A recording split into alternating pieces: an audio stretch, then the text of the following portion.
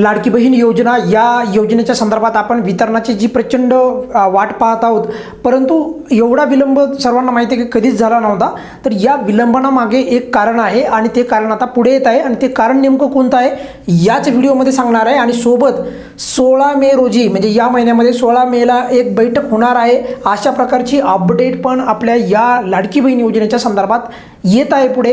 आणि याचा आणि आपल्या या वितरणाचा काय संबंध आहे या संपूर्ण गोष्टी जी आहेत आपण या अगदी कमी शब्दामध्ये या व्हिडिओमध्ये पाहणार आहोत।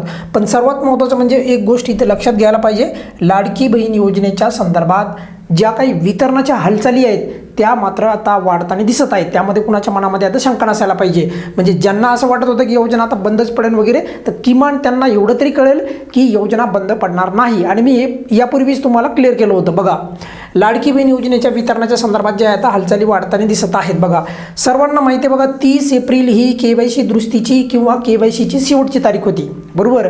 आणि आता सर्वात महत्त्वाची गोष्ट अशी घडत आहे की जी KYC आपण केली होती आणि त्या KYC मध्ये जी आपली माहिती पोर्टलला जमा झाली होती, तर ती पोर्टलची माहिती तपासणी चालू आहे आणि त्यामुळेच वितरणाला विलंब होत आहे, अशा प्रकारची अपडेट आता पुढे येत आहे। बघा, परत सांगतो आहे, ज्या ज्या लाभार्थ्यांनी KYC केली आहे तर त्यांची जी माहिती आहे पोर्टलवर जमा झालेली आहे आणि ती माहिती जी आहे आता तपासली जात आहे।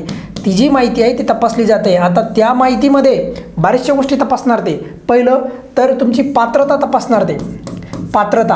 आता याच्यामध्ये बऱ्याचशा लाडक्या बहिणींनी बघा 4 व्हीलर असताना पण 4 व्हीलर दाखवल्या नव्हत्या, तर तशा 4 चाकी गाडी ज्यांच्याकडे आहे, 4 चाकी गाडी, तर त्यांचे हप्ते पण बंद होणार। काही लाभार्थी आहेत ज्यांचे हप्ते अजून पण चालू आहे 4 चाकी असताना पण, तर त्यांचे हप्ते बंद होणार। काही लाभार्थ्यांनी इतर जी महत्त्वाची माहिती होती जी या योजनेच्या संदर्भात पात्रता आणि अपात्रता ठरवणार होती, तर ती महत्त्वाची माहिती जी आहे जी महत्त्वाची माहिती लपवलेली होती, तर ती आता या KYC मध्ये जे पोर्टलवर आता आधार कार्डला बऱ्याचशा काही गोष्टी आपल्या लिंक असतात, त्यामुळे त्या गोष्टी कळतात।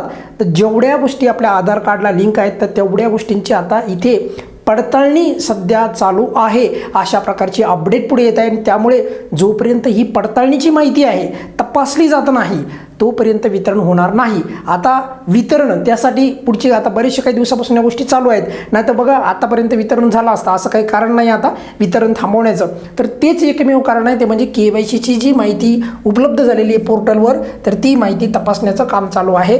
त्यामुळे त्याच KYCद्वारे प्राप्त झालेली जी माहिती आहे ती तपासली जात आहे आणि त्यानंतरच हप्ता वितरण होणार आहे, अशा प्रकारची माहिती सध्या पुढे येत आहे। आणि यासाठीच 16 मेला बैठक होणार आहे अधिकाऱ्यांची, अशा प्रकारची पण अपडेट पुढे येत आहे। परंतु जर 16 मेला जर बैठक होणार असेल तर मग वितरण 16 मे म्हणजेच मेच्या मध्यपर्यंत पण जाण्याची शक्यता ही दाट आहे। पण तरी देखील मला असं वाटतं की लवकर या गोष्टी ज्या पटपट केल्या जातील, कारण की त्यांना पण माहिती आहे, सरकारला पण माहिती आहे, राज्य सरकारला, की लाडक्या बहिणी प्रचंड आतुरतेने या योजनेच्या वितरणाची वाट पाहत आहे। त्यामुळे फास्ट त्या गोष्टी केल्या जातील आणि किमान मला असं वाटतं की लवकर वितरण होईल, म्हणजे 16 मे किंवा 15 मे पर्यंत आपल्याला वाट पाहायची गरज पडणार नाही। तर अशा प्रकारच्या सध्या गोष्टी आहेत। मग त्यामुळे लक्षात ठेवा 16 मे जे आहे याला बैठक होण्याची शक्यता आहे, म्हणजे KYC दुरुस्तीच्या नंतर जी माहिती उपलब्ध होणार आहे त्या संदर्भात। आता KYC दुरुस्ती किंवा KYC केल्याच्या नंतर पोर्टलला लाडक्या बहिणीची माहिती जमा झालेली आहे, आता ती माहिती क्रॉस चेक केल्या जाणार, म्हणजे तपासल्या जाणार।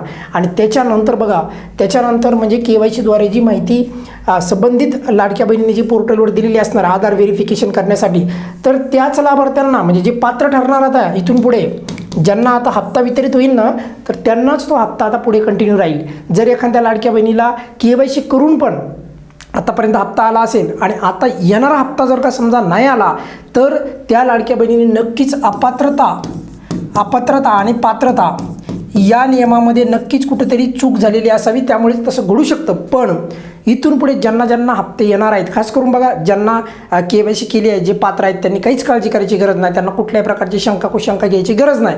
पण जरी अपात्र लाडक्या बहिणी ज्या आहेत तर त्यांना मात्र अडचण येण्याची शक्यता त्यामुळे निर्माण होऊ शकते। पण तरी देखील जोपर्यंत ही KYCची जी माहिती आहे तर ती संपूर्ण तपासली जात नाही तोपर्यंत मला तरी वाटतं आहे की ज्या पुढे अपडेट येत आहेत तर त्याच्यानुसार तोपर्यंत वितरण होणार नाही आणि त्यामुळेच एवढा वितरणाला विलंब लागतो आहे आणि हेच त्यामागचं सर्वात महत्त्वाचं कारण आहे। सर्वांना कारण कळालं असेल। आता राहिला मुद्दा की समजा आमचा लाभ चालू आहे सर, मग आमचा आता परत KYC तपासणीच्या नंतर परत आमचा लाभ बंद होईल का, तर तसं होत नाही. त्यामुळे चिंता करू नका, विनाकारण काही चिंता करायची गरज नाही. पण समजा एखाद्या लाडक्या बहिणीने माहिती लपवलेली होती, तर त्याच लाडक्या बहिणींना त्याची अडचण येऊ शकते, अन्यथा कुणालाही काही अडचण येणार नाही. या व्हिडिओमध्ये आपण इथेच थांबूयात. काय अडचण असेल तर नेहमीप्रमाणे कमेंट्समध्ये विचारू शकता. धन्यवाद.